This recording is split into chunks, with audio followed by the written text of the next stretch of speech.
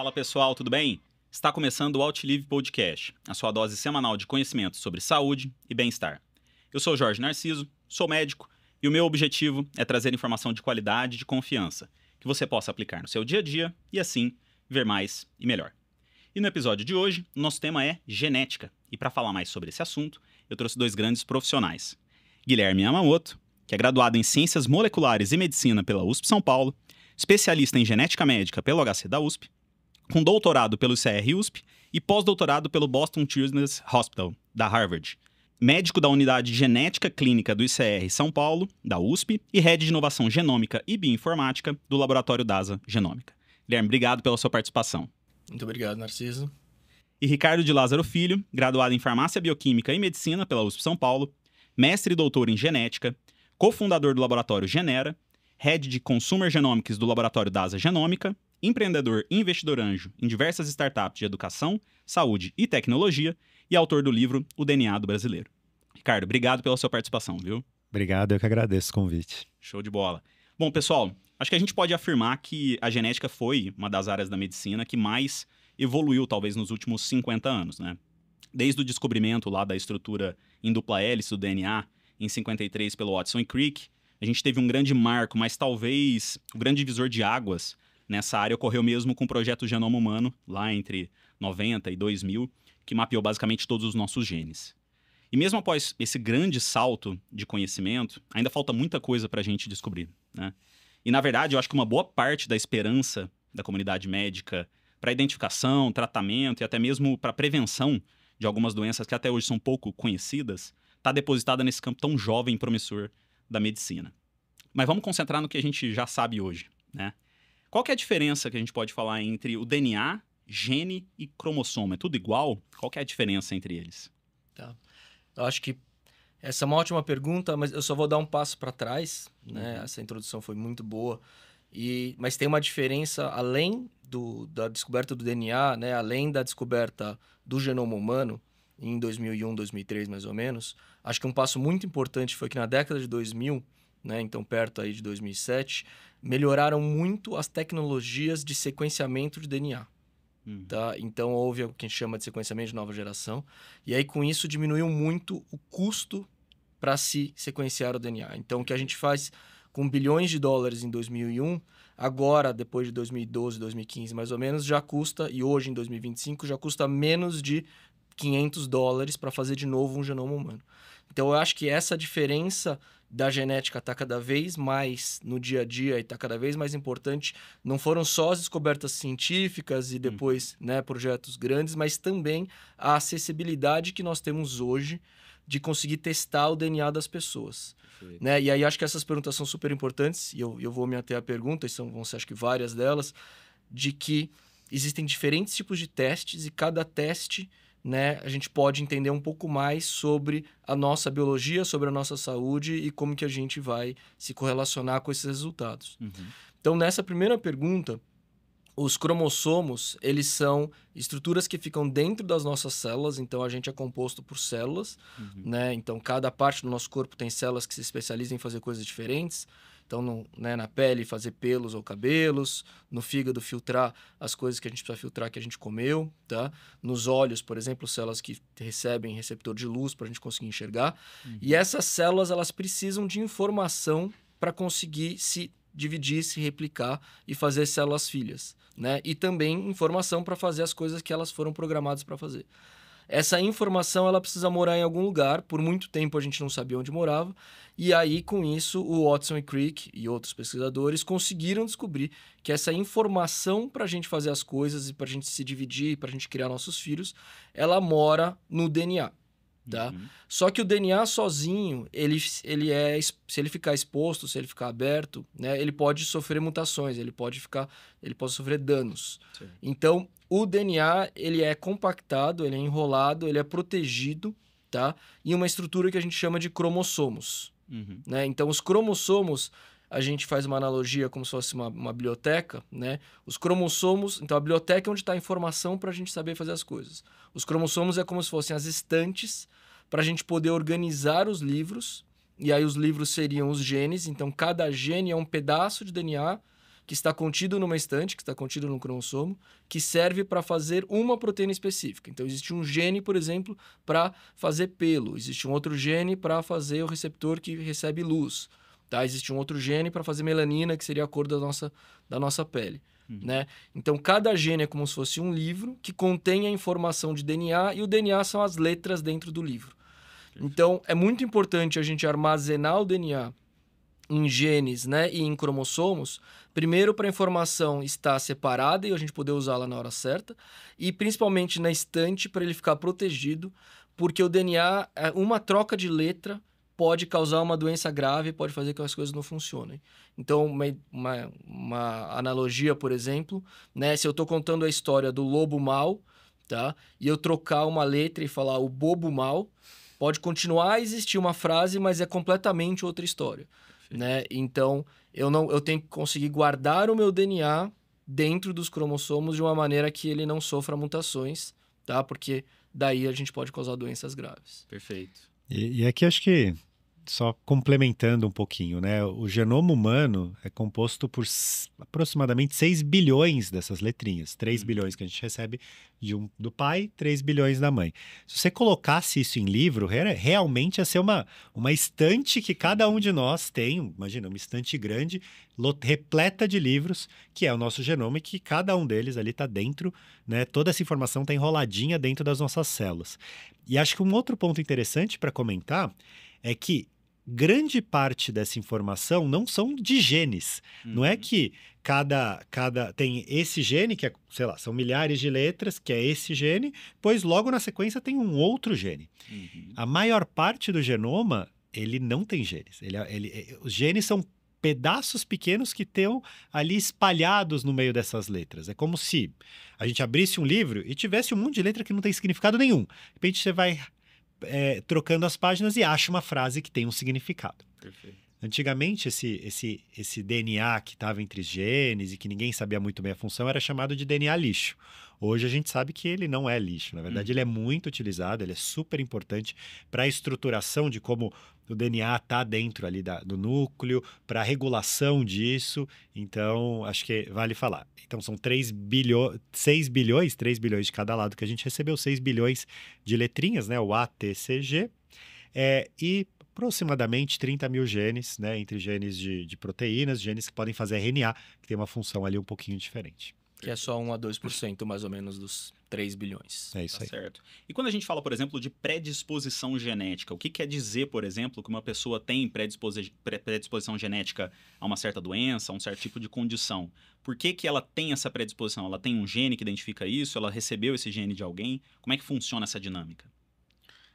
Eu acho que tem 2 tipos de predisposição que a gente precisa falar, tá? Que é também como a gente enxerga as doenças de uma maneira geral, tá? Então, existem mutações que são muito fortes, são muito graves.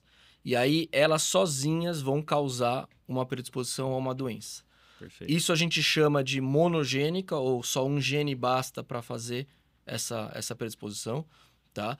Ou é o que o Mendel lá atrás, né? O que plantava ervilhas, etc., o estudioso que descobriu com ervilhas que basta uma mutação que a ervilha vai ficar rugosa ou lisa, vai ficar verde ou amarela, tá? Existe um outro tipo de herança, um outro tipo de jeito, que é o que a gente chama de poligênica, ou seja, eu preciso de muitas pequenas mutações para empurrar para um lado. Então, por exemplo, a nossa altura é poligênico, né? Eu vou ter... Na maior parte dos casos, porque tem casos que podem ser monogênicos. Eu vou ter, se eu tenho meus pais que são mais ou menos de 1,70, eu vou ter mais ou menos 1,70. Mas existem algumas doenças de altura que basta uma mutação para eu empurrar completamente diferente do padrão da família. Então, por exemplo, se eu tiver Marfan, que é uma síndrome de alta estatura, eu posso ter meus pais com 1,70 e eu vou ter 1,95, 2 metros. Ou, pelo outro lado, se eu tiver uma forma de nanismo, por exemplo, a condroplasia, uma mutação, uma letra no FGFR3, no gene, vai fazer com que meus pais tenham 1,70 e eu tenho 1,25. Né? Então, essa predisposição genética, ela acontece dessas duas formas. Eu tenho tanto mutações fortes e graves, e o principal exemplo é o BRCA1 da Angelina Jolie, por exemplo, tá? Que é uma mutação num gene que a gente chama de supressor tumoral, um gene que segura tumor, e que se eu tenho perda desse gene, né, uma perda já basta para que a minha chance ao longo da vida fique muito alta, mais 70%, 80%. Tá? E aí, então, eu ter uma dessas mutações graves, que são pegas com sequenciamento do DNA, me traz risco de várias doenças. Hemocromatose, câncer, tá? Diabetes, por exemplo, também, diabetes as formas graves. Mas, por outro lado, muitas das nossas doenças não são de uma mutação só e que eu consigo fazer um sequenciamento e detectar. Muitas das nossas doenças eu precisaria olhar o genoma como um todo, porque ela é um empurrão, né? Um empurrão de vários lugares para uma dada predisposição. Então, por exemplo, miopia é genético, eu tenho uma predisposição, mas não basta uma mutação. Eu preciso, meu pai e minha mãe têm miopia, por isso eu tenho miopia, mas são várias coisas empurrando. Miopia é mais ou menos fácil de detectar e ver que tem predisposição genética. Sim. Mas a mesma coisa acontece com risco para doença cardíaca, com o próprio risco de câncer, que não são todos monogênicos, né? Então a gente tem várias dessas predisposições para diferentes doenças, tá? Que acontecem dessas duas maneiras e hoje, acho que é até legal o Ricardo comentar, hoje nós já temos teste, inclusive, para os dois tipos de predisposição. E aí acho que é legal comentar também o conceito de herdabilidade. O que é esse conceito, né? Quando a gente fala que uma pessoa, Angelina Jolie, tem uma predisposição para câncer de mama, né? Aquela alteração, como o Guilherme comentou, tem uma chance muito alta de desenvolver, 70%, 80%. Tá? Mas na maior parte dos casos, o câncer de mama, ela tem uma herdabilidade, ou seja, que é uma porcentagem que pode ser atribuída à genética e uma porcentagem que não é atribuída à genética. É por causas ambientais, é por fenômenos aleatórios, é por coisas que hoje a gente não sabe explicar, tá? Então, câncer de mama, por exemplo, ele é em torno de 20%, 25%. 25% em geral, não o caso da Angelina Jolie, na maioria dos casos, né? Genético. Os outros 80%, 75% são fenômenos ambientais. A gente pode falar de obesidade aqui. Obesidade é mais ou menos 50-50. Na verdade, na maioria dos casos é uns 40% genético, 60% ambiental. Então a gente pode até ter essa visão de que o ambiente é super relevante em quase todas as coisas, mas a genética tem um peso importante em várias delas.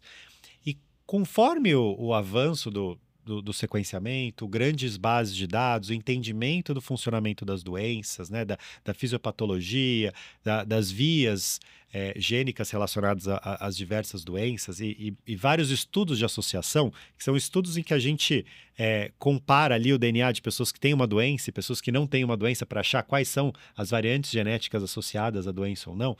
A gente hoje tem scores de risco genético, né, o scores, a gente em inglês é o Polygenic Score, né, o Polygenic Risk Score, né, que era o termo utilizado, em que você avalia várias dessas alterações, dezenas, centenas, milhares, milhões de alterações genéticas, cada uma com peso bem pequenininho e consegue estimar o risco de uma pessoa desenvolver uma doença.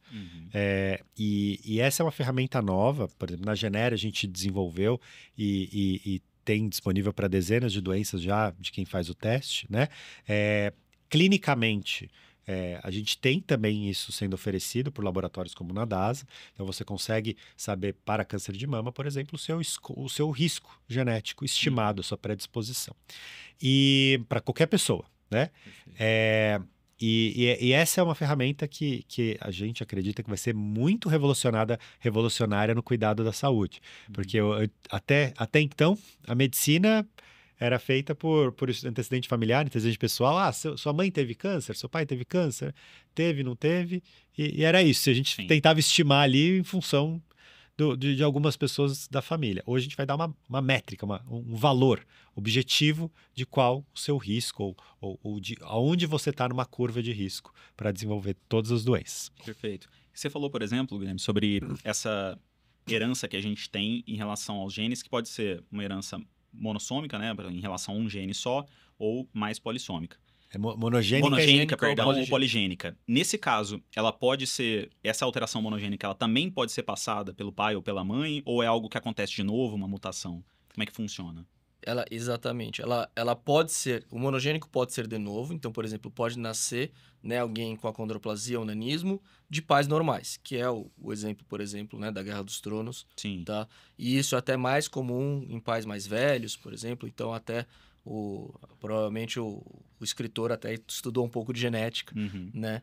Então, é o filho mais novo, muitas vezes, que acaba nascendo com algumas dessas doenças, que é de novo, como você falou. Perfeito. Mas a maioria dos riscos de câncer hereditário, como os pais não têm uma doença grave e não morrem antes da idade reprodutiva, a maioria dessas doenças, como é o caso da Angelina Jolie, ela é herdada de um dos pais. Tá? Uhum. Então, no caso, a Angelina Jolie herdou da mãe, né, da família materna, então, tanto a mãe quanto outras tias dela também estavam com risco.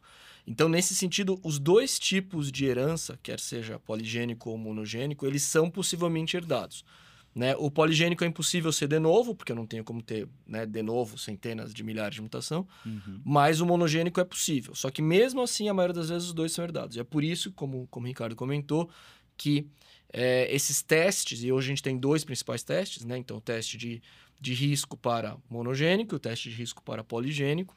Esses testes hoje já são oferecidos e um grande grupo de gente que seria importante fazer são aqueles que têm história na família pregressa. E aí eu consigo, como o Ricardo disse, colocar um valor objetivo. Você está com um risco genético, né? Então, por exemplo, câncer de mama. Vale a pena todas as mulheres fazerem? Não, ainda não. Porque 70%, 75% é ambiental, tá? Então, aí ambiental, o que a gente diz? Se você amamentar o seu filho mais cedo, por exemplo, você diminui risco. Se você não for tabagista, você diminui risco, né? Então, tem várias... Se você fizer atividade física, coisas com certeza vão ser muito mais faladas até em outros podcasts da Outlive, mas que são extremamente importantes também para a parte genética, né? Então, como o Ricardo comentou, por exemplo, a herdabilidade, ela, né, de obesidade é 40%, 50%, mas, por exemplo, na Filipina, né, nas ilhas do Pacífico, é muito mais ambiental, porque eles estão sendo expostos a uma dieta norte-americana, tá, que causa obesidade. Enquanto que no Japão, que tem uma dieta muito mais regrada, a obesidade ela é muito mais genética. Tá? Então, o componente genético varia com o quanto a gente consegue melhorar nosso componente ambiental. Então, a gente tem que melhorar nosso componente ambiental. Se a gente tivesse menos tabagismo, mais hábitos saudáveis, por exemplo, o componente genético de câncer de mama também ia aumentar. E aí, talvez fosse até mais importante fazer o teste em todo mundo. Mas hoje, como ainda tem um grande componente ambiental, a gente não vai fazer para todo mundo. Para quem que a gente vai fazer? A gente vai fazer para aquelas pessoas que tiveram múltiplos casos na família. E aí é importante fazer, porque pode ser que você não herdou e você não está em risco, ou pode ser que você herdou uma de dois diferentes tipos de risco. Então, se você herdou o tipo monogênico, que é o da Angelina Jolie, a gente tem que fazer várias coisas importantes, inclusive até, quem sabe, retirada da mama e ovários, né? Então, mastectomia ou fractomia profilática. E se você herdou o poligênico, dependendo de onde você está na curva, também chega a ser um risco alto. Então, por isso, hoje a gente consegue ter esses testes mais assertivos. E eu acho que vale comentar, esses dois riscos que a gente separa bem, porque tem uma causa, né, um pouco diferente. Um tipo de teste diferente. Um tipo de teste diferente. Na verdade eles são parte de um mesmo risco. Então, né, alguém que tem uma variante genética, que tem uma penetrância, que é o termo usado, né, que ela tem um peso, uma força muito grande, e ela tem um score ali de risco alto, ela vai ser pior ainda do que se ela tivesse um score baixo. Então, a gente separa esses dois riscos, mas esses dois riscos estão ali agindo conjuntamente para o desenvolvimento ou não de determinada doença. Exato. A gente separa por uma questão didática e por uma questão que o teste que procura é diferente. Mas a natureza não está nem aí, né? A natureza trocou uma letra aqui ou trocou uma letra ali. Para ela não importa se é do tipo grave ou se é do tipo... Exatamente. Se a gente for olhar, por exemplo, nos últimos 100, 150, 200 anos, o nosso código genético ele não mudou tanto assim daquelas pessoas daquela época. E hoje a gente tem visto aí uma explosão de doenças relacionadas principalmente com hábitos de vida, que nos fazem pensar que realmente, como a maior parte das doenças são interações entre o código genético e o ambiente, o nosso problema está realmente dentro do ambiente, né? Nesse sentido, o que a gente pode falar sobre epigenética? É possível moldar esses genes que a gente tem para que eles sejam manifestados ou não? Acho que vale comentar assim, em 100, 200 anos a nossa genética não mudou, né? Acho que isso a gente pode confirmar. Talvez um pouco para autismo, né? Assim, por causa da idade paterna mais avançada de ter filho. Alguma mas, assim, movimentação populacional. Mudou menos de 0,01%. Acho que não dá pra gente considerar grandes mudanças.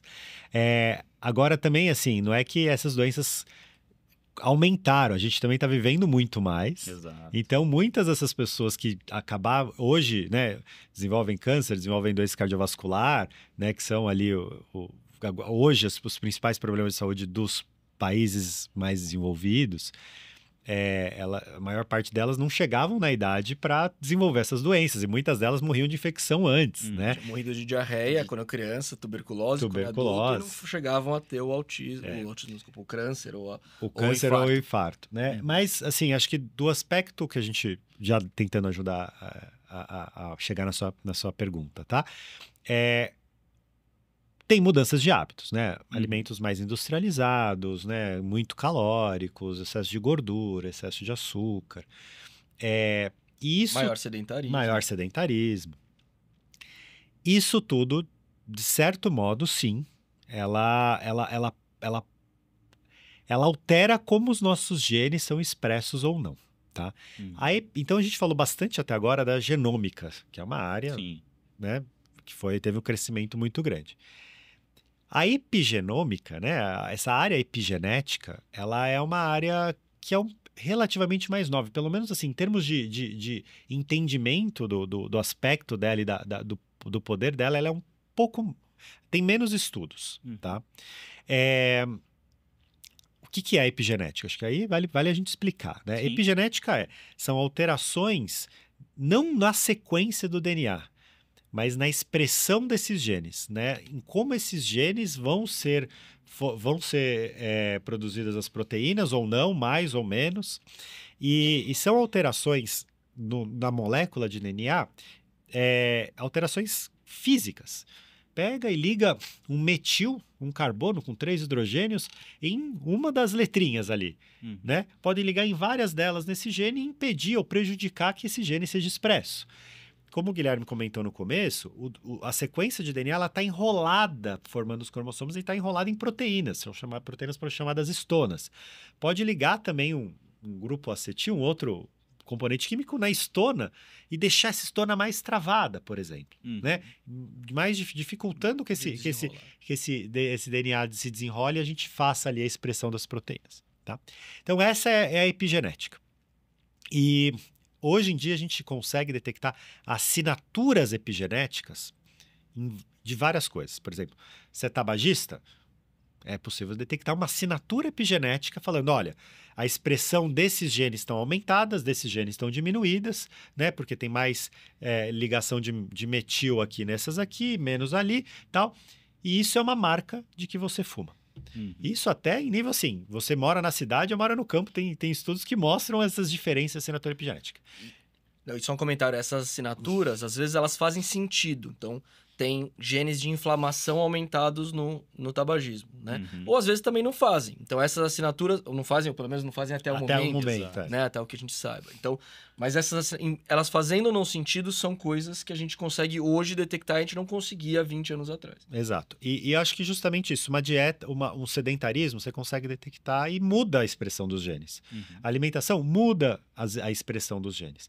É óbvio, a coisa não é tão marcada. Ah, nossa, hoje eu tomei o meu chá verde e vou ter uma assinatura epigenética diferente e melhor. E esse gene vai ser expresso porque eu estou ativando com o meu chá verde. Também não é assim, tá? Acho que vale deixar claro que tem muita gente que defende as reprogramações epigenéticas e tal. Mas que isso é detectável e que se você muda hábito, esse padrão muda, isso ao longo existe. dos anos, não ao longo dos dias, mas ao longo dos anos. Eu acho que até em algum... Talvez meses. Até em algum... Até acho que, assim, porque isso é muito legal, assim, esses padrões, eles mudam até ao longo do dia.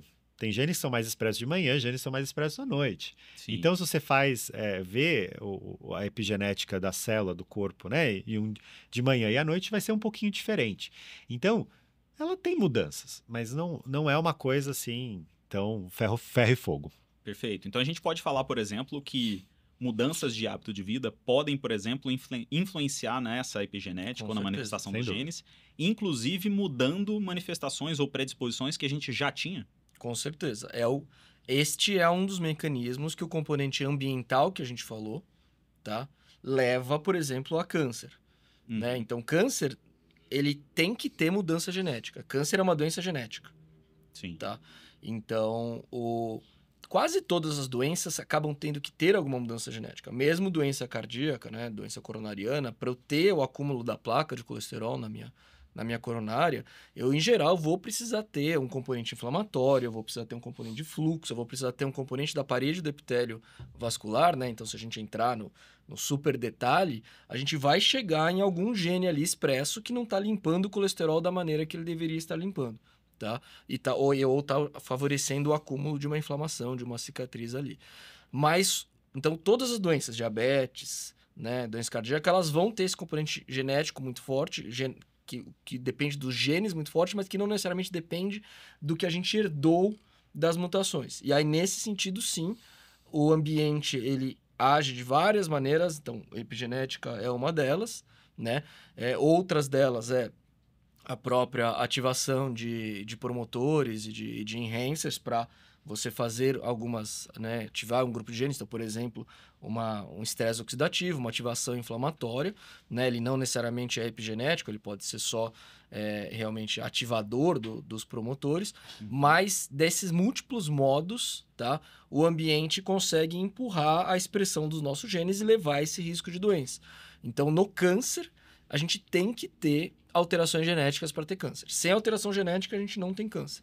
Então, em geral, as alterações epigenéticas que acontecem, que o ambiente empurra para ter essas metilações e ter a alteração epigenética que leva a câncer, elas muitas vezes estão relacionadas aos mesmos tipos de genes que teria, por exemplo, mutação na Angelina Jolie, né? Então, eu tenho, por exemplo, uma metilação do promotor de MLH1, eu vou ter, então, um gene que é parecido com o da Angelina Jolie. Se eu tiver uma metilação nele, se ele tiver um desligamento, eu aumento muito o meu risco de câncer, mesmo que eu não herdei nenhuma mutação do meu pai ou da minha mãe. Perfeito. Quando a gente fala, por exemplo, sobre a idade ideal ou a idade que a gente precisa começar a se preocupar com essas mudanças genéticas ou começar a fazer os testes, a gente sabe que hoje muita gente às vezes não se lembra. Existem testes que são feitos logo no nascimento para identificação de algumas condições genéticas. Mas, logicamente, talvez o câncer seja o assunto que mais preocupa as pessoas. Muitos devem perguntar, poxa, quando que eu preciso começar a me preocupar com isso? A gente consegue hoje responder essa pergunta? Eu acho que não existe uma resposta, tá? Eu acho que eu vou falar a minha resposta, o Guilherme acho que não concorda 100% com a minha resposta, mas eu acho que você deve rastrear, na minha visão, doenças genéticas antes mesmo de você pensar em existir. Em qual sentido? Eu e minha esposa, a gente foi ter um filho, eu já tinha feito o meu genoma completo, sabia que eu tinha uma variante de um gene chamado CFTR, que é relativamente frequente, que a minha variante era ainda leve, não causava fibrose cística, mas poderia causar alterações ali em vaso deferente e tal. E ela foi fazer o teste genético dela para saber se ela era portadora também de uma variante no mesmo gene ou de outro gene que ela poderia passar. Então, antes da minha primeira filha nascer, a gente já sabia, ou pelo menos tinha uma ideia, de alguns riscos relacionados a gente.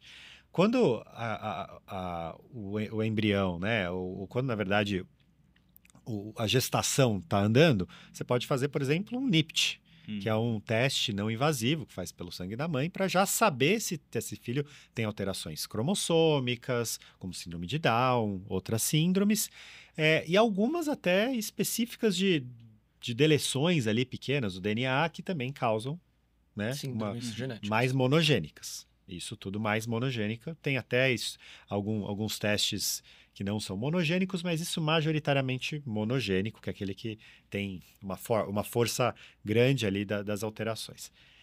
E daí, uma vez que você nasce, você pode fazer um teste genético para ver doenças genéticas de modo geral, né? E tem alguns desses que é os testes de triagem neonatal, que você vai olhar essas variantes que são raras, monogênicas, que se a pessoa tem alteração, ela provavelmente vai ter uma doença, você consegue olhar tudo, erros inatos do metabolismo, por exemplo, algo meio paralelo ao teste do pezinho, né, que você vai estar olhando. Mas, na minha visão, Quanto antes você conhecer seus riscos, melhor. Eu entendo que isso tem um componente individual também de escolha. Tem pessoas que querem saber risco, pessoas que não querem. Isso já tiveram vários estudos mostraram que pessoas que fazem o teste para saber seus riscos genéticos, a grande maioria aprende coisas novas, tomam alguma atitude e pouquíssimas se arrependem em saber. Então, assim, eu acho que quem quer saber tem que saber. E aí, saber o máximo de riscos possíveis. Então, eu vou dar um exemplo meu. Eu sei o meu risco genético para várias coisas. Uma delas é doença celíaca, que é uma intolerância grave ao glúten. E a partir disso, eu reduzi consideravelmente meu consumo de glúten, tá? Por quê? Não é porque eu tenho a doença, não é porque é uma certeza que eu vou ter uma doença, mas eu tenho uma chance aumentada, em torno de 5%, que é algumas vezes o risco médio da população, e me fez tomar essa atitude. E acho que, eu estou dando um exemplo, mas acho que vários são os exemplos de qualquer pessoa que pode, a partir de conhecer seus riscos, mudar seus hábitos. Mas, a opinião do Guilherme. A gente já se conhece há muito tempo, né, Ricardo? Então a gente sabe quais são as opiniões. E, na verdade, assim, eu também acho que a gente vai chegar no momento em que todo mundo vai ter o teste genético, tá? Ao nascimento. Porque isso vai trazer informações úteis para a gente tomar decisões de saúde, tanto quer seja uma criança que foi para parar na UTI neonatal e aí precisa de uma resposta rápida, quanto o que a gente deve acompanhar durante a infância, adolescência, a vida adulta e a parte também dos idosos. O que acontece, né, e acho que é o contraponto, e acho que é muito interessante, engraçado como é tão bom o filme que a gente sempre volta em todas as falas de genética, a gente volta pro filme Gattaca, tá? Então, quem não assistiu, assista o filme Gattaca. É super interessante, o nome do filme são as letras do DNA, né? Então, é GATTACA. E ele comenta exatamente sobre uma sociedade onde se teria acesso ao teste genético de todo mundo e acesso os riscos poligênicos e os riscos monogênicos de todo mundo, né? Então, acho que o contraponto, né, a gente fazer um teste de todo mundo e saber tudo, e saber antes de nascer e saber ao nascimento, são alguns, né? E que eu acho que a gente vai chegar num dia em que a gente vai ter esses testes e que a gente vai conseguir lidar com esses contrapontos. Mas acho que é importante a gente citar os contrapontos, né? Principalmente para a gente não incorrer nesses erros, né? Então, um primeiro contraponto é a gente fazer preconceitos, né? E a gente fazer determinismo genético e falar que você não vai fazer nunca isso, você não pode ser astronauta porque você tem risco de doença celíaca e eu não quero mandar alguém para a Lua que não posso fazer a ração padrão de astronauta comer, sei lá, né? Então esse é um dos exemplos. No exemplo do Gata, que era uma doença cardíaca, que ele queria ser astronauta e não queriam deixar, né?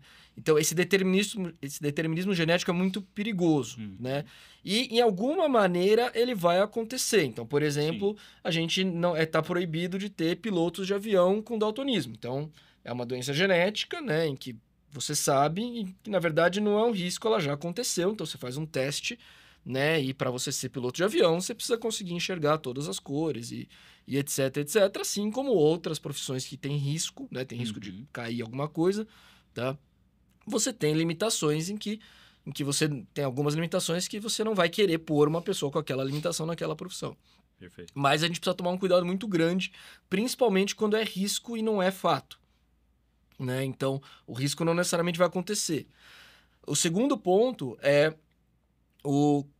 quando a gente tem um desfecho grave, um desfecho ruim, né? Então, doença celíaca é mais tranquilo, mas, por exemplo, quando eu tenho certeza que eu vou ter coreia de Huntington, doença de Huntington, então tem um episódio, por exemplo, lá do House, do seriado, né, em que uma das mulheres está sujeita, porque o pai ou a mãe dela teve doença de Huntington, é monogênica, 50% de chance, dominante, né? Então, ela teria 50% de chance de ter. E aí é uma doença muito grave, que você não tem o que fazer, que você vai ter perda, né, cognitiva, perda do raciocínio, da inteligência. Ninguém sabe exatamente quando vai começar, pode começar 40, 50, 60 anos, e nem todo mundo quer saber que tá com essa guilhotina apontada pro pescoço, né? Então, uma coisa é algo que eu posso mudar minha dieta e controlar, outra coisa é o que eu não tenho o que fazer. Então, talvez a gente vá fazer o teste e a gente vai contar as coisas que a gente tem o que fazer, mas a gente não vai necessariamente contar para as pessoas que não querem saber aquelas coisas que não têm o que ser feito, né? Mas existem casos, por exemplo, que falam: eu não quero saber que eu tenho o risco dessa doença neurodegenerativa, mas eu quero que o meu filho não tenha, né? Então você pode fazer com que fazer uma FIV, né? Escolher os embriões, tá? Para não passar adiante o risco de uma pessoa sem falar para ela se ela estava ou não estava com aquele risco, né? Que é algo interessante, mas precisa tomar um cuidado.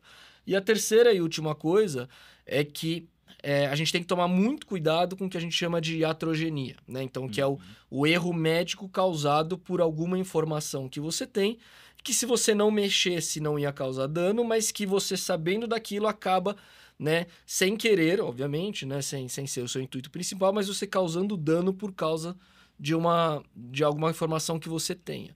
Então, às vezes você tem muita informação e muita informação de risco, principalmente se não tiver o que a gente chama de aconselhamento, acho que aqui é um ponto importante, né?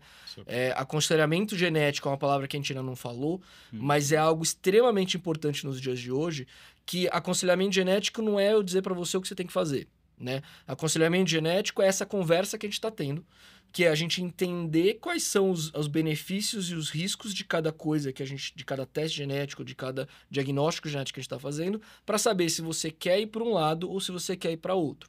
Né? Então, por exemplo, se a gente faz um teste genético para risco de câncer de mama em um lugar que erra, né, a classificação da mutação, a classificação da variante, e ela fala que é uma variante grave, corre o risco até de alguém tirar a mama e tirar o ovário por um teste que não é verdade.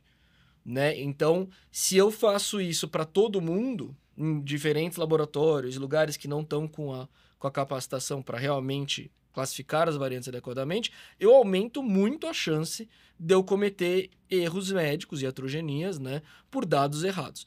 Então, eu acho que sim, eu concordo com o Ricardo de que a gente vai um dia chegar numa situação em que a gente vai ter teste para todo mundo, né? Então, eu não vou nem precisar fazer o teste dos pais, porque eles já vão ter sido feitos quando eles nasceram. Né? Então, quando eles forem ter o filho, ele só vai pegar os dados de quando ele nasceu. E isso não está muito longe. Tá? Provavelmente, nós vamos ver essa sociedade quando a gente for um pouco mais idoso. Mas acho que a gente tem algumas etapas aí a serem entendidas por todos e a serem amadurecidas para a gente chegar nessa situação. E isso eu acho que até o Ricardo concorda também, é que a gente, obviamente, nós dois somos entusiastas, né, da genômica, da epigenética, do uso de informação para melhorar a nossa saúde. E a gente sempre tenta, né, usar o mais rápido possível, concordo com ele, e é só que a gente sempre faz, acho que ele é sempre um pouco mais otimista e eu sou um pouco mais pessimista, né, de olhar, né, então ele sempre passa os prós muito bem e eu às vezes fico muito nos contras, mas eu acho que é muito bom estarmos juntos porque acho que balanceia. Então, ao mesmo tempo, acho que, né, passo a palavra para o Ricardo, mas eu acho que ele concorda com os contras e eu concordo com os prós. Então, acho que assim, nós estamos muito bem alinhados que a gente vai usar, sim, os testes genéticos para a predição, provavelmente desde o nascimento ou antes do nascimento. Só voltando à sua pergunta específica, né, que é que teste fazer para risco de câncer genético, etc. Hoje, a medicina diria que se você tem muitos parentes afetados, você pode fazer a partir do momento que você é adulto, e você pode escolher por isso. Então, 18, 20 anos. Tá? E se você não tem muitos parentes afetados, você precisa começar quando todo mundo começa, que é em torno dos 40, 50 anos, quer seja para próstata, quer seja para mama, tá? Começa com screening normal, entre aspas, né? Mamografia, tá? PSA, etc. Mas hoje já tem indicação, principalmente para próstata, saiu um estudo no New England 2 semanas atrás, tá? New England Journal of Medicine é uma das principais revistas de medicina que a gente tem para mudar as condutas que a gente faz. Então, hoje já faz score de risco poligênico para próstata, porque tem um estudo que chama Barcode One lá na Inglaterra, que mostrou que vale a pena de 55 a 69 anos, foi a faixa deles, mas isso vai aumentar, tá? Cada vez mais. Então, hoje na medicina, mesmo antes de ter essa nosso desejo de que vai acontecer para todo mundo, já existe sim indicação formal, tá, de teste em múltiplas idades. Na maioria das vezes ainda após a vida adulta, que é quando a pessoa pode escolher se ela quer ou não receber esse tipo de informação. Perfeito. Talvez olhando de fora, né, para alguém que não trabalha com genética em si, eu acho que é justamente isso. Você comentou sobre o avanço da tecnologia, que na maior parte das vezes vai baratear a tecnologia também. Então isso vai trazer com que mais pessoas tenham acesso. Esse acesso é ótimo, porque mais pessoas conseguem fazer o exame, mas também traz problemas associados, que são não só o controle de qualidade em relação aos testes, que você falou, né? Tem muitas pessoas fazendo, muitos testes diferentes. Pode ser que a gente tenha informações erradas. E justamente, e talvez a maioridade seja por isso, a saber que você tem uma predisposição genética, ela traz ali uma questão também psicológica, né? Que a pessoa ela precisa entender se ela quer ou não lidar com aquilo e também qual é a capacidade que ela tem de discernir se aquilo é uma predisposição ou se ela realmente é algo que vai aumentar consideravelmente a chance dela ter uma doença que pode fazer com que o tempo de vida dela seja mais curto. E aí, tá gostando do episódio? Conhece, por exemplo, seu histórico familiar? Já se perguntou sobre a sua predisposição genética para algum tipo de doença? Se sim, deixa aqui no nosso comentário, vai ser um prazer responder as suas dúvidas. Bom, pessoal, a gente falou sobre a obesidade, em que basicamente a gente tem quase 50% aí de fatores ambientais e fatores genéticos associados. Falando especificamente sobre o ganho de peso em si, né, a obesidade, existe um gene específico que está associado com a obesidade? Existe algum gene relacionado a mais fome, menos fome, metabolismo lento, acelerado? Vamos lá, acho que existem vários genes associados à obesidade. Que nem a gente estava comentando que tem alguns genes que alterações únicas podem levar à obesidade. Tem genes, e aqui, por exemplo, leptina, né? Se você tem alguma alteração genética mais forte nesse gene, no receptor dele, causa uma obesidade no paciente em 100% praticamente 100% dos pacientes. Mas esses são casos sindrômicos, de obesidade sindrômica e raros. O que não é a maior parte das pessoas com o IMC acima de 30, que são considerados obesos na sociedade. Nesses casos, a maior parte é o poligênico. E existem vários genes já associados à obesidade em algum nível, né, em algum grau. E é muito curioso, você falou de metabolismo lento e tal. Inicialmente, quando começaram esses estudos de associação para procurar genes associados à obesidade, em que eles pegavam pessoas obesas, pessoas não obesas, comparavam o DNA dessas pessoas e viam quais que eram os genes que poderiam estar explicando ou influenciando o peso da pessoa, existia uma hipótese de que poderia ser relacionado ao metabolismo ou alguma outra coisa nesse sentido de gestão, mas consistentemente esses genes associados estavam muito mais ligados ao sistema nervoso central, então a percepção de saciedade, de alimento, de querer comer mais ou não, do que propriamente ao metabolismo do corpo, ou armazenamento de gordura. Então... mesmo ansiedade, né? Ou mesmo ansiedade, Então, hoje tem vários genes associados. Por exemplo, no próprio teste da Genera, a gente tem genes que tem essa associação, que uma alteração podem aumentar em um pouquinho ali, ou um risco um pouquinho maior de ser obeso, mas a obesidade mesmo, na maior parte das pessoas, é resultado de várias variantes, centenas, milhares, né, dezenas de milhares, em vários genes e que vão fazer uma pessoa ter mais ou menos chance de ser obesa. Perfeito. Existe ainda uma outra síndrome conhecida, assim, nome famoso, que é Prader-Willi, né? Então, às vezes alguém já ouviu. E que até confirma muito esses achados recentes, né? Então, é uma síndrome que não consegue ter saciedade, que quer assaltar a geladeira, precisa pôr cadeado, etc, etc. E que vem junto também de uma deficiência intelectual, no caso do Prader-Willi, né? Mas é realmente algo extremamente comportamental e de sistema nervoso central. Então, é comportamental e cerebral, né? E essa síndrome específica também, ela é um problema no cromossomo 7, tá? Desculpa, 7 não, é 15. Problema no cromossomo 15. E aí, mas também é raro e não é a causa da obesidade das pessoas. Então, acho que uma parte interessante, né, é que obesidade é muito semelhante à estatura, tá? Então, tanto em termos de quanto tem de herdabilidade, como em termos da gente conseguir olhar para trás e ver como é que vai se comportar, né? Então, talvez até por isso que a obesidade não tenham tido tantos testes, né, clínicos, poligênicos, etc., porque eu consigo ter Diferente de risco de câncer, que meu pai pode ter tido ou não, pode ter morrido em um acidente de carro, eu não sei que ele teve, né? Em geral, estatura e obesidade é algo que eu consigo medir nos pais, nos tios, nos avós e ter uma boa estimativa, né? Então, eu consigo inferir quanto que está o meu risco poligênico, né? Meu score poligênico dos meus pais, né? E familiares. Então, e isso, acho que o que acontece muito é que também agora com os tratamentos novos, né? Existe, obviamente, tratamentos hormonais que envolvem a parte de tireoide, mas muitas vezes os mais efetivos são tratamentos que envolvem medicações que eram usadas para depressão, para ansiedade, tá? Então, aí esse é um outro tema, né? Que em geral... mas é muito interessante que envolve muito e cada vez mais os endocrinologistas estão prescrevendo medicações que era dos neurologistas dos psiquiatras, né? Uhum. E também, cada vez mais, o tratamento de obesidade está passando por também as avaliações psicólogas, psiquiátricas e neurológicas, né? Então, acho que é importante a gente comentar isso, de que, tirando casos muito excepcionais, como o receptor de leptina, Prader-Willi, tá? E alguns outros, né, às vezes até mais de baixa estatura, e aí vai ter obesidade por causa da baixa estatura, Uhum. né? Então, alguns desses nanismos, eles acabam tendo uma obesidade porque o osso não cresce, né? Mas Sim. não é uma obesidade porque você tem um tamanho normal.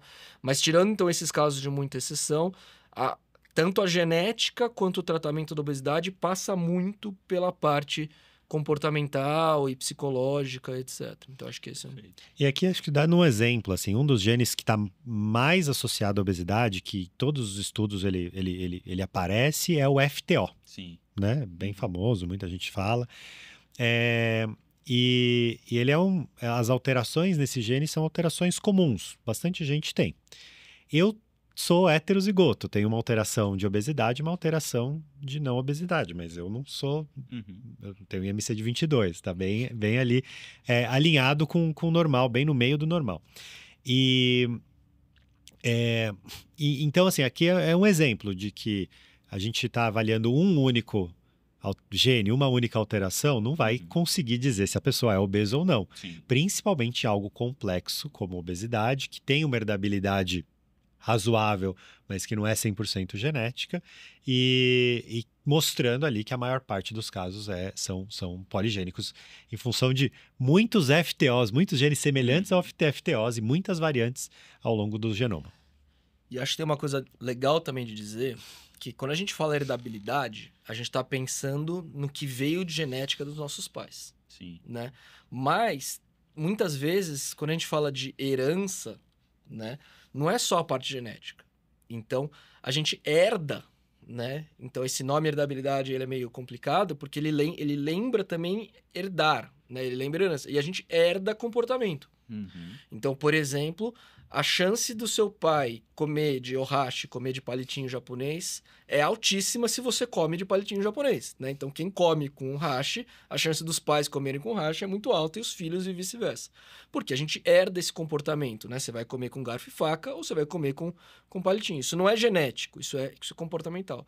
Mas aí, o próprio tipo de dieta, o próprio tipo de atividade física, isso também é herdado, né? Esse tipo de comportamento é herdado nas famílias. Culturalmente. Então, eu tenho aí uma dupla herança, né? Nesse termo. Então, uma herança que a gente consegue medir com os testes genéticos e uma outra herança que você precisa aferir pela história, pela conversa, fazendo qual que é um diário alimentar ou uma programação de atividade física, né? Só que como essas duas coisas são herdadas, isso realmente é muito forte, né, na questão familiar, o que também é uma coisa boa porque nos dá as dicas de como tentar atacar e como tentar melhorar. Então, parar para pensar, olha, tem coisas que eu herdei e eu tenho essa predisposição, vou tentar tratar talvez de uma maneira até mais de ansiedade e tal. E também, mas por outro lado, falar, olha, tem coisas que eu herdei de comportamento dos meus pais, né? Então, como que eu faço minhas refeições, né? Que tipo de comida que eu como nelas, a quantidade, etc. Será que isso eu também não consigo perceber, né? E fazer uma mudança? Perfeito. Pensando nessa linha também, sobre herança em si, né? Que pode ser tanto genética quanto comportamental.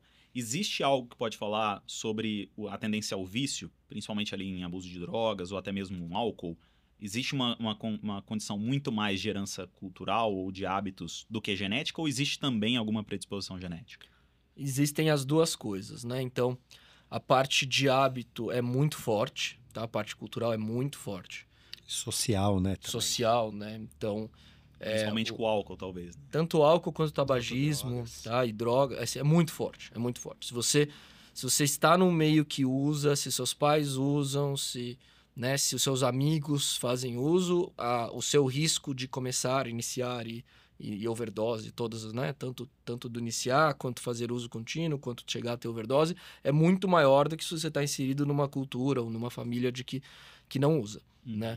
Então, e por isso mesmo também, além da cultura do uso, também tem uma questão de isolamento, depressão, não inserção social, que é muito forte, tá? Então, eles têm um estudo super interessante com camundongos, né? De que eles davam uma droga na água do camundongo. Tinha uma com droga e uma sem droga, né? E aí o camundongo sempre ia lá e tomava com droga e ficava viciado, né? Acho que era morfina.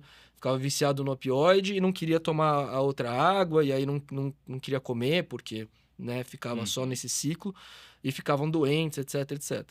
E aí teve um pesquisador que mostrou que era só colocar esses camundongos, ao invés de uma gaiola sozinhos, como a gente em geral cria camundongo, colocar eles numa cidade de camundongos que tinha coisa para eles correrem, para um lamber o outro, para interagir, para ter amigos. Os camundongos não bebiam, continuava tendo o bebedouro com a droga e eles não bebiam mais da droga. Eles preferiam só beber para matar a sede da água normal e ir brincar e interagir com os outros camundongos, né? Então tem muito esse componente social que não é só do uso, é também desse isolamento, de ser um ser social, né? E aí não só os humanos, mas os mamíferos são seres sociais. Por outro lado, existem componentes genéticos rastreáveis, né? Então, tanto com scores gênicos, né? Scores poligênicos que a gente consegue rastrear numa curva se você está mais ou não está no risco, como também estudos com crianças adotadas, né, que depois eles rastrearam, saíram de famílias que tinham, por exemplo, alcoolismo, foram adotadas por famílias que não fazem uso, ou só fazem uso social, né, completamente não abusivo, tá? E que essas crianças cujos pais tinham um alcoolismo, né, que chegou a ser doença, né, que causava danos, essas crianças também desenvolveram depois comportamentos com abuso de substâncias, com alcoolismo, etc., por causa, provavelmente, de um componente poligênico muito forte, né? Então, mesmo inseridos num ambiente que não favorecia. Então, acho que, assim, ou seja, muito parecido com as outras doenças, vale muito a pena você entender os seus dois lados, você saber os seus dois lados, principalmente quando você, por algum motivo, pode estar cego quanto a um dos dois lados, né? Então, por exemplo, nos casos que você é adotado ou que você não conheceu direito um lado da família, né, que morreu muito cedo por causa de um acidente de carro, alguma coisa do tipo, aí sim valeria talvez a pena você ter, né, um teste desse comportamento de risco de iniciação, principalmente, né, que são os que a gente tem mais... É mais fácil de aferir o risco de iniciação, porque tem mais gente que começa, né? É mais difícil aferir overdose, coisas assim, porque tem menos gente que vai, felizmente, tem menos gente que vai chegar num desfecho tão grave. Mas a gente, nesses casos em que você não tem, né, você tá cego para algum dos dois lados, então adotado ou coisa do tipo, faz sentido você tentar investigar, né? E eu acho que volta também a questão do Gattaca e todas as outras coisas assim. Nenhum dos dois lados é determinístico. Sim. Né? A gente consegue tanto controlar ou melhorar o lado ambiental e cultural, tá? Como o cientista fez. Então, pega aquela pessoa e reinsere na sociedade, traz coisas significativas para ela, ter amigos, ter interações, né? Ir comer com gente, fazer atividades culturais. Como do lado genético, né? Você pode saber de riscos. Isso eu sempre comentei, a gente ainda não faz, mas do ponto de vista de saúde pública é interessante, por exemplo, eu saber quais adolescentes de uma escola estão com risco mais aumentado para iniciação de tabagismo, né? Então, se eu conseguir gastar, vamos dizer que eu tenha 20 mil reais para fazer uma campanha anti-tabagismo na escola, né? De promoção de saúde, né? O antitabagismo, o problema não é querer fumar ou não querer fumar, o problema é fazer uma atividade que vai gerar um dano à saúde. Então, se eu tenho 20 mil reais para investir numa ação de saúde, onde eu vou investir? Eu posso fazer uma coisa genérica para todo mundo, que muitas vezes tem um efeito limitado, ou eu posso tentar, né, e direcionar para aquele grupo que eu sei que está mais em risco. Isso não significa, obviamente, que alguém fora do grupo de risco não pode começar a ter tabagismo, né? E foi perdido nessa ação, o que também não significa que todo mundo que estava no grupo de risco ia começar. Mas socialmente, publicamente, em termos de saúde pública, né, é óbvio, como a gente sabe de várias outras situações, é mais interessante eu investir recurso naquele grupo que está mais em risco. E não necessariamente ficar investindo recurso de uma maneira indiscriminada na sociedade. Show. E quando a gente fala, por exemplo, sobre transtornos mentais, né, a gente chegou a citar aqui um pouco o autismo, que talvez tenha, sim, um componente genético, mas talvez fatores ambientais, como a idade em que os pais acabam engravidando, pode também estar associado com isso. O que a gente pode falar sobre essa herança genética por transtornos mentais? Principalmente, talvez, a depressão e ansiedade, TDAH e autismo, que são assuntos que estão bastante em evidência hoje. A gente conhece bem a heredabilidade de várias dessas condições, né? Então, por exemplo, esquizofrenia é uma que é mais 80%, super alto. Depressão já é mais baixa, se eu não me engano, ela varia entre homem e mulheres, né? Mas é em torno de 20% a 40%, né? E bipolaridade um pouco mais alto também. E a gente já... Mas o interessante é que autismo também é 80%. 80%. Tá. Então, assim, a gente hoje conhece a heredabilidade e sabe aproximadamente o peso da genética em cada uma dessas condições. É interessante também que a gente consegue entender um pouquinho das vias gênicas dessas doenças. A gente sabe que tem uma sobreposição razoável entre esquizofrenia e bipolaridade, por exemplo. Sim. Então, tem genes que estão ali associados a ambas as doenças, né? E que, por alguma razão, os outros genes ou ambiente podem enveredar para um lado ou para o outro, né?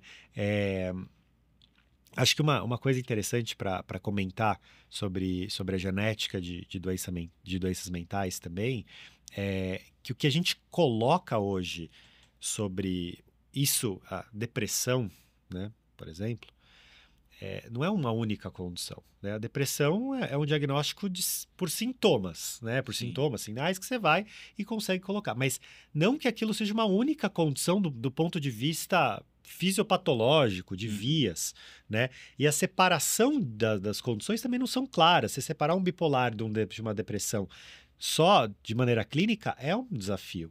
E a genética e outras ômicas, elas vêm aqui para ajudar muito a separar. Acho que vale você comentar um pouquinho dessa separação. Hoje, por exemplo, inclusive tem... Então, acho que como ele comentou, a gente tem esses estudos de associação, né? Sim. Que vão associar pequenas mutações a fenótipos, né? Então, quais são? Então, por exemplo, como foi falado na obesidade, FTO, tá? Na parte de autismo, de esquizofrenia, de depressão, de bipolaridade, tem um monte, né? E todos, obviamente, genes de sistema nervoso central, né? Assim, quando não tem, em geral, é porque você não descobriu ainda que está funcionando no cérebro, né? Porque, claramente, as doenças, né, neurológicas psiquiátricas, elas são do cérebro, né? Tem muito pouca influência do resto do corpo. E aí, acho que a parte... São duas partes interessantes. Uma que você comentou do autismo, a parte ambiental, ela é relativamente pequena. A história do pai ter o filho mais velho vai levar a uma mutação genética. Então, é o ambiente levando a genética, né? Mas na hora que aparece o autismo na criança, é porque teve a genética já envolvida, né? Então, isso também é interessante, que a gente tem um pouquinho, né, de mudanças. Então, a gente comentou que nós somos os mesmos há 150 anos, com certeza, mas para algumas situações, principalmente idade paterna avançada para essas doenças monogênicas, idade materna avançada para as cromossomopatias, então para a síndrome de Down, que já é sabido, né? Se a mãe é muito mais idosa, aumenta o risco, tá? E agora a gente começou a descobrir que se o pai também é muito mais idoso, ele aumenta o risco, né? Então, tanto de algumas doenças ósseas, como de algumas doenças neurológicas. Então, o ambiente, ele empurra um pouco, mas ele empurra mais a genética nessa parte. Em depressão, sim, o ambiente empurra bem mais, talvez mesmo os experimentos que a gente estava comentando de abuso de substâncias, né? Então, isolamento é uma coisa que causa muito um comportamento de depressão. Tem a nossa diferenciação, então, dos genes, ela é difícil. A gente consegue fazer uma somatória que vai mais para um lado ou que vai mais para o outro, mas a gente vê, e mesmo deficiência intelectual, não só as doenças psiquiátricas, a gente vê que é muito sobreposto, tá? Então, os mesmos fatores que levam, né, os mesmos genes que levam a uma coisa, levam a outra. Então, é uma regulação mais fina. Não é só falar este gene está associado à obesidade, este gene está associado a câncer. Aqui este gene está associado a distúrbios neurocognitivos. Qual vai ser o tipo de distúrbio é um pouco mais fino e é um pouco mais difícil, às vezes, da genética descobrir, porque ela só sabe, vai estar empurrado.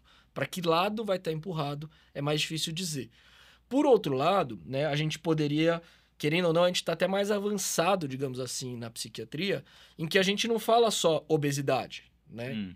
Tá? A gente fala, né, depressão, bipolaridade, esquizofrenia, etc. Quando se eu falasse só doença mental, entre aspas, né, doença psiquiátrica, bom, aí eu estaria na mesma situação da obesidade, eu tenho marcadores que vão dar doença psiquiátrica. Então, na própria obesidade, né, esse refinamento, se vai ser uma obesidade mais abdominal, se vai ser uma obesidade mais periférica, se vai incluir víscera, não vai, se vai pegar coronário, não vai, a gente também ainda não tem. Sim. Né? Então, acho que como a gente está mais refinado no fenótipo do psiquiátrico, a gente não tem tanto esse refinamento de quais coisas causam. Mas tem um teste... Mas aqui acho que só comentar bem brevemente, assim, ainda deve ter muito o que refinar. O que a gente coloca como depressão ele se agrupa em subtipos de depressão que a gente consegue futuramente na parte psiquiátrica. E esse sim já tem um teste, por exemplo, um marcador de microRNA que vê uma cicatriz, da mesma maneira que uma cicatriz de epigenética, tá? Que consegue ver se sobrou uma cicatriz de depressão unipolar, né? Então, de depressão pura, sem mania, ou uma cicatriz que naquele momento aquela depressão é uma depressão de bipolar. Então, esse é um teste que está vindo lá da Europa, etc. A gente está tentando também ver como que a gente faz para incorporar. Obviamente que é uma cicatriz, não necessariamente ela sobra perfeita e, né, é um teste diagnóstico que nem todo teste diagnóstico tem 100% de acurácia. Né? Então, mesmo um teste para açúcar de diabetes, eu posso estar com um açúcar aumentado por algum motivo, que eu estou com estresse ou uma inflamação e que eu não estou tendo diabetes naquele momento. Mas a gente começa a ter, então, testes de cicatriz de microRNA, a gente vai ter teste de assinatura de epigenética, né? A gente vai ter cada vez testes de proteômica, né, de transcriptômica, então, que são as ômicas que o Ricardo comentou. Então, quais são os meus RNAs que estão expressos naquele momento? Quais são minhas proteínas que estão expressas naquele momento? A grande dificuldade para as doenças mentais é que a maioria das vezes eu queria pegar um pedaço, né, de como está o RNA no cérebro, como está a proteína no cérebro. E tirar pedaço de cérebro ninguém quer. Não é algo que funciona, né? Então, tirar um pedaço de músculo, tudo bem, ele regenera. Tirar um pedaço de pele, né? Até um pedaço do coração é mais fácil do que tirar um pedaço de cérebro, né? Então, a gente não quer nunca tirar um pedaço de cérebro de ninguém. Então, a gente precisa ver também quais são as proteínas que vazam, né, do líquor, que passam a barreira hematocefálica, que chegam no sangue, tá? Que podem dar uma ideia do que está acontecendo lá dentro, naquela caixa preta né, e valiosa que a gente não quer mexer. Então, acho que nesse sentido, a gente teve muito avanço, né? A gente sabe hoje, inclusive a gente não sabia até pouco tempo atrás, né, que tinha tanto componente genético em tanta coisa, né? Até muito tempo atrás, todo mundo achava que era culpa da pessoa, que né? Então, vai lavar roupa no tanque, né? Então, que felizmente acabou com essa, né? Não temos mais essa visão, existe um componente genético alto. Existe, sim, a força de a gente saber a história do que aconteceu para trás. Isso, muitas vezes, é uma coisa até que é mais difícil de saber do que câncer e obesidade, que todo mundo fala. Né? Doenças psiquiátricas, muitas vezes, as pessoas tiveram e você nem sabe. Ou porque elas não foram diagnosticadas, ou porque elas não queriam contar. Né? Então, assim, ainda é um campo muito interessante, que está acontecendo muita coisa. E que a gente cada vez mais vai ter ferramentas que ajudam não só na genética, mas nessas múltiplas ômicas que a gente comenta. E aí é interessante uma coisa, acho também dizer, que por algum motivo, né, essas ômicas novas, que as pessoas não sabem direito fazer, etc., acabam caindo para os geneticistas lidarem, né? Então, genética mesmo era o que era do DNA, mas quando a gente fala de metilação do DNA, quando a gente fala de transcrição do RNA, quando a gente fala de proteômica, né, muitas vezes quem faz isso, quem está investigando, quem está tentando juntar todas essas ômicas aí, transcriptômica, proteômica, genômica, é o pessoal da genética, porque está mais acostumado com os testes novos, né? Mas daqui a pouco a gente vai ter que mudar o nome da profissão e não vai ser mais só genética médica, vão ser ômicas médicas, né? Então, para conseguir abranger todos esses tipos novos de informações. Eu acho que aqui vale dar essa, para todo mundo que está escutando, passar essa visão das ômicas, né? Talvez a genômica, na verdade, antes da genômica, ainda tinha uns biomarcadores bioquímicos que a gente pode chamar de ômicas, né? Então, teve uma primeira onda, que é da análise laboratorial normal, teste do pezinho. Pois, assim, agora a genômica ganhando muita força. Teve uma era depois, acho que antes da imagiômica, imagiômica, que é a radiologia, né? Exato. Então, a gente não chamava de ômica, mas primeiro teve os testes bioquímicos, depois um crescimento do, né, com ultrassom, depois tomografia, ressonância, da gente conseguir usar a imagem como uma ferramenta diagnóstica.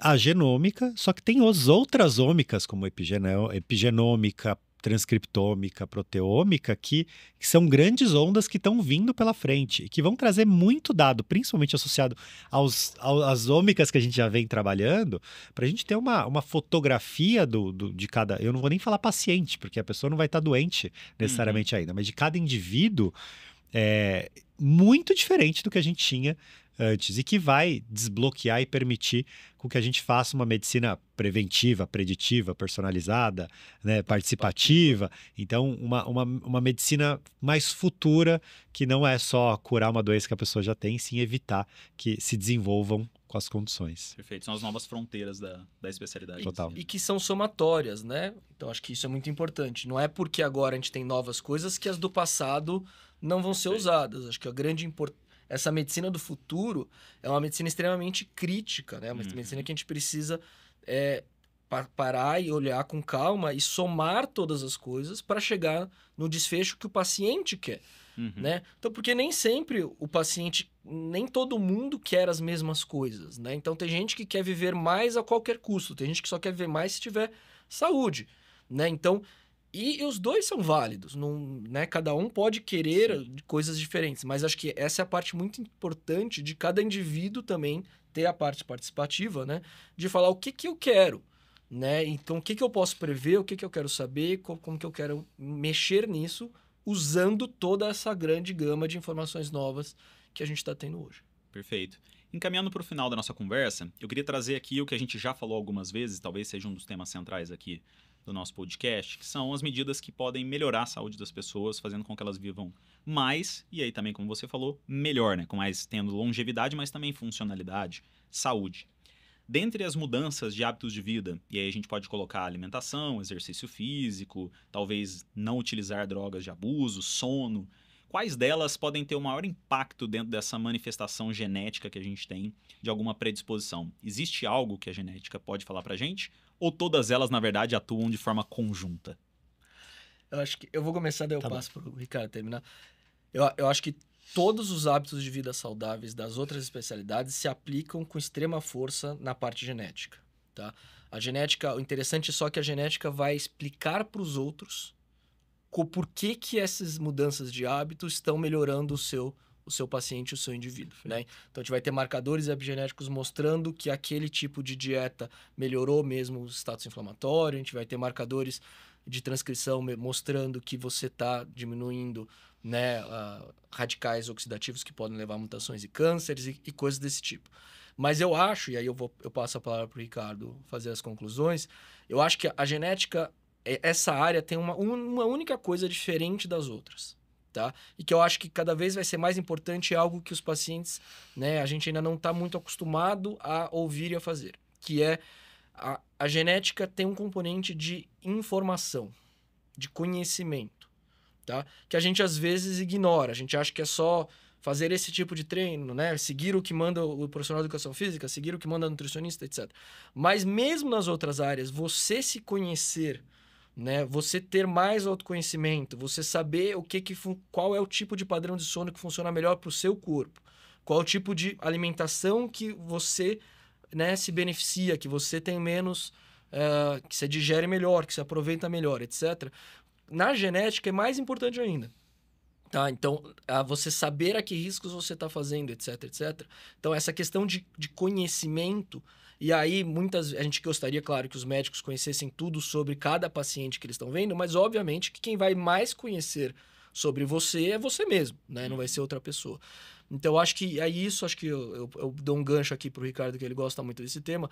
Eu acho que sim, todas as partes de medidas de hábitos de vida saudáveis, mas com certeza você se conhecer e você buscar informações de qualidade, né? E ter crítica com o uso dessas informações, na parte de genética, ela é super importante, tá? E acho que é um diferencial que cada vez mais a gente vai ter múltiplas medidas de autoconhecimento. Eu vou falar duas coisas. Uma conectando com o Guilherme, eu acho que faz super sentido você ter um cuidado mais personalizado em função da sua genética, né? E essa informação hoje já está disponível, as pessoas já podem fazer os testes e ter, né? Vou dar um exemplo meu mesmo, né? Eu tenho uma alteração no MTHFR, que é um gene no metabolismo da via do folato, e fazendo o meu exame de sangue, dá uma homocisteína alta, que é uma marca específica de quem tem. Eu sou homozigoto para essa alteração, né? Então, tenho duas variantes. E isso, né, tem vários estudos clínicos mostrando, quando você suplementa com B9, que é o metilfolato, reduz a homocisteína, que é um marcador inflamatório, etc. Eu tomo e reduziu minha homocisteína, né? Então, esse é um exemplo muito específico, mas que poderia ser aplicado para várias outras pessoas e num nível ainda com poder muito mais alto. Então, fator 5 de Leiden, que ligado à trombose, quantas mulheres não fazem uso de anticoncepcional, de tratamento hormonal com risco alto de trombose e nem sabe? Então, esse conhecimento genético próprio para um cuidado mais personalizado é necessário, tá? Para uma vida mais longa. A gente não tem hoje, e acho que não vai ter... Saudável. E mais saudável. Acho que a gente não tem hoje, não vai ter a dieta entendeu? A dieta do DNA. Perfeito. Eu vou fazer isso e vou ter a dieta da lua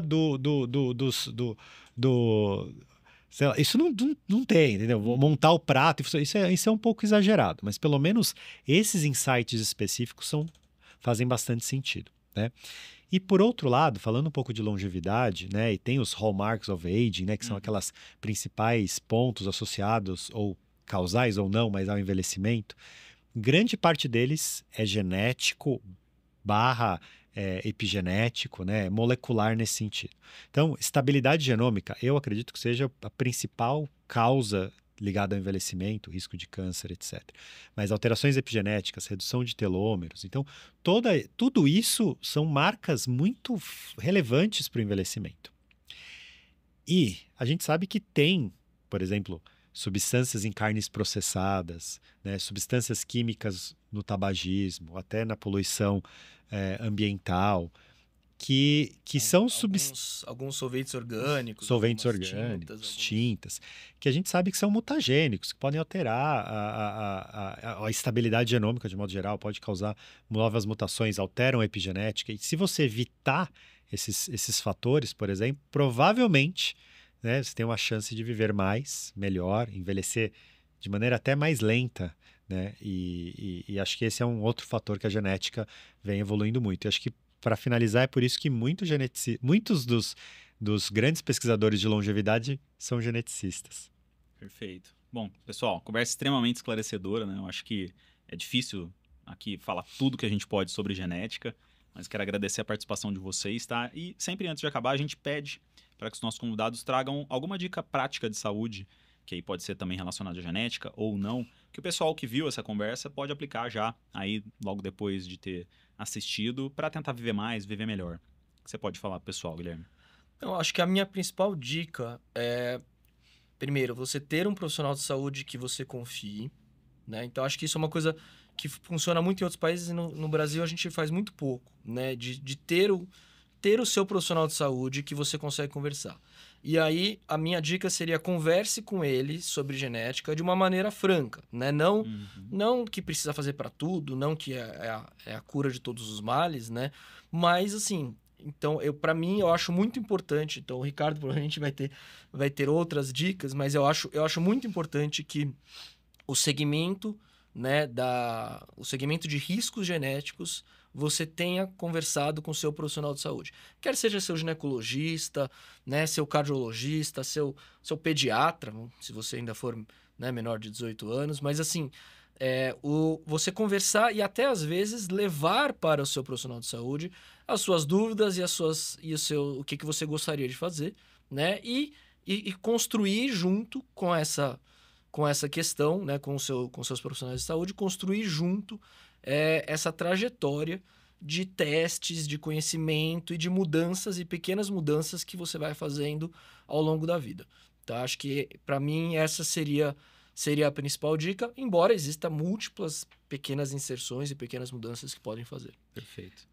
Vamos lá, pro básico, né? Ó, uma dieta plant-based, sem ultraprocessado, sem carne processada, evitar alimentos que foram cozidos não, mas foram esquentados em temperaturas muito altas, que isso gera substâncias mutagênicas. De atividade física, majoritariamente aeróbico, quanto mais melhor, isso está super associado à longevidade. Dormir bem, cuidado com o estresse, esse é o básico. Não é difícil de fazer, coma pouco, né? Não coma muito.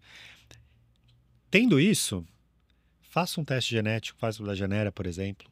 Acompanha com um profissional que entenda. Hoje em dia não tem muitos ainda profissionais que entendem essa parte genética, mas é importante acompanhar com um que entenda, ou que pelo menos vá conseguir, a partir do teste, fazer as investigações.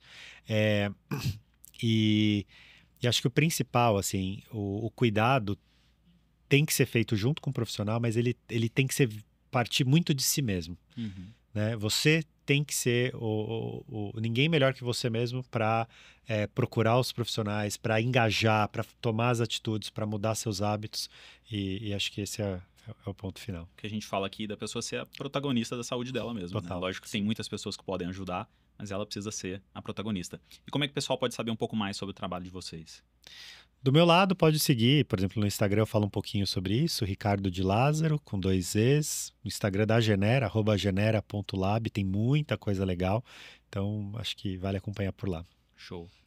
Eu não tenho muita rede social, eu só estou no LinkedIn, mas acho que assim, do meu lado, eu trabalho, né, em 3 lugares. Então eu trabalho no Centro de Estudo do Genoma Humano da USP, que tem site, né? Então se colocar Centro de Estudos do Genoma Humano, vai chegar junto com a professora Maiana Zatz, professora Maria Rita, tem várias informações, por exemplo, no site. Tem Instagram, tem YouTube, do Genoma, que é bem tá? legal. Tem a parte de educação, de vários temas, inclusive alguns que a gente discutiu. Eu trabalho no Hospital das Clínicas, e aí agora a gente está com um projeto muito, muito importante que chama CIGEN, que é Centro Integrado de Doenças Genéticas e Raras. Tá? Também tem site, também tem informações e tem, muitas vezes, cursos, tá? E para profissionais de saúde, para especialização.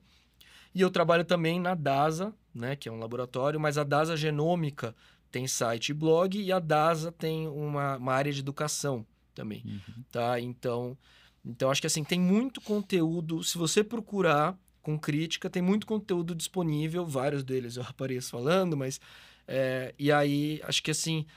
Eu peço desculpas, aqui eu não tenho, né, como o Ricardo, um Instagram para ficar apontando para os lugares que eu falei, mas tem muito conteúdo disponível, eu acho, em instituições de qualidade, né, dispostas a trazer informações sérias, baseadas em evidências, etc. Que é o que a gente está fazendo aqui também. Que é o que a gente está fazendo aqui. Perfeito. Então, eu acho que aqui serve ótimo como uma porta, né, para esses diferentes conteúdos. E, com certeza, também no Instagram do Ricardo vai ter links para outros conteúdos de qualidade. Show de bola. Obrigado pela participação de vocês, tá? Obrigado. Muito obrigado. Bom, se você gostou da nossa conversa de hoje, não deixe de se inscrever no nosso canal e ativar o sininho das notificações para não perder os próximos episódios. Toda semana vamos trazer informação de qualidade e confiança, baseada em ciência e focada naquilo que realmente faz a diferença para você viver mais e melhor.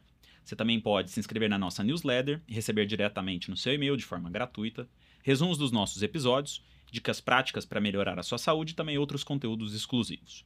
Todos os links vão estar aqui na descrição do vídeo. Aproveite também para nos seguir nas nossas redes sociais e continuar conectado conosco e com a sua saúde. Obrigado pela sua atenção e até a próxima.